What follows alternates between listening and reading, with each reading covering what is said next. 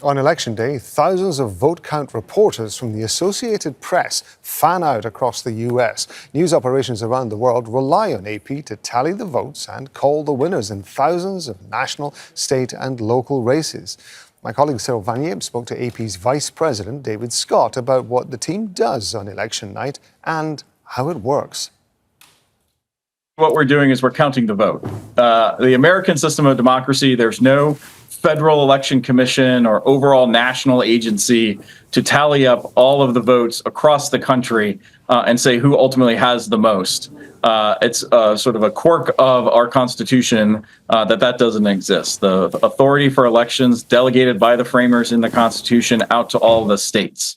And so in the mid-1800s, in 1848, literally 2 years after the AP was founded, we decided that's a news story. We need to cover that. And so we have since then been counting the votes on election night. We go out to all of the county and town and city election offices at those local jurisdictions. We get the results of the votes as they are counted there. And we add those up into totals for statewide races and then ultimately a national election. And we send that out to our customers and to our audiences around the world. So Americans and really the world can know in as close to real time as possible who the American voter has picked to lead them next for president and the Congress, and then all the way down the ballot to state legislatures, local elections, mayors, ballot measures. If there's a race being contested this November, chances are we're counting the vote. So AP makes calls, meaning it says which candidate has won which state, often before all the votes are counted in that state.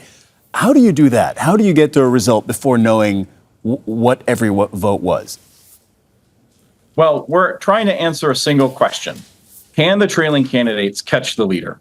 And so we are looking at all of the available data that we have access to answer that question. So we're looking at the vote count itself, what the voters have done, the results that have been reported. We're looking at the advance vote statistics that we got before Election Day. We're looking at results from our survey of the electorate, AP VoteCast, when we're out talking to voters as they cast their ballots and asking them who they voted for and what they cared most about. We're looking at registration statistics. We're looking at the history of a state.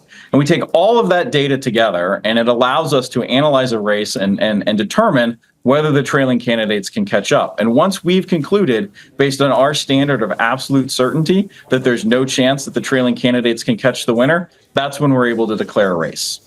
What challenges are you expecting for this election? I mean, the challenges of this election are the challenges of every election, which is there are going to be 160 million ballots cast by voters in this election. Many of them, more than half, most likely will be cast in advance. The rules in American elections differ from state to state, sometimes within a state, from county to county. And so we have to go out and count that vote. We have to make sure we understand all of the rules that govern the election. We got to tabulate all that information. We got to quality check it to make sure that our tabulation is right and correct. We got to get that out to our audience and to our customers, and then ultimately make sure that our declarations are correct. It's an enormous undertaking. More than 5,000 people from the Associated Press will be involved in this on the night of the general election. We call it the single largest act of journalism there is, and so it's an enormous logistical challenge to take this on, but it's one that we're excited to do as we take part in our role and our responsibility to the American democracy. Now, there are states that AP describes on the night as too close to call. What happens when an election is really, really close?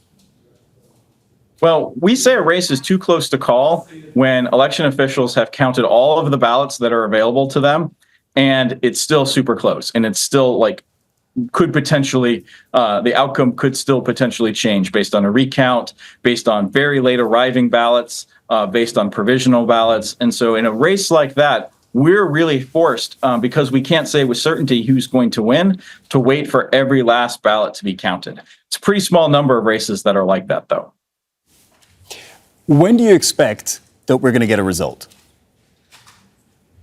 It's a great question. It's the one I get most often. And I got to tell you, since 2000, sometimes we've been able to know the next president on the night of the election. In our last presidential election, it took us until Saturday to know that Joe Biden had defeated Donald Trump. And then, there's been a couple of elections where we knew Wednesday morning, either in the very early morning hours or a little bit later. So the best I can tell you is it'll be sometime between election night and probably the following weekend.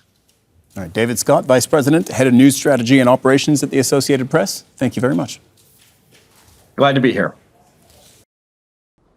Make sure to subscribe to our channel to get the latest news from Al Jazeera.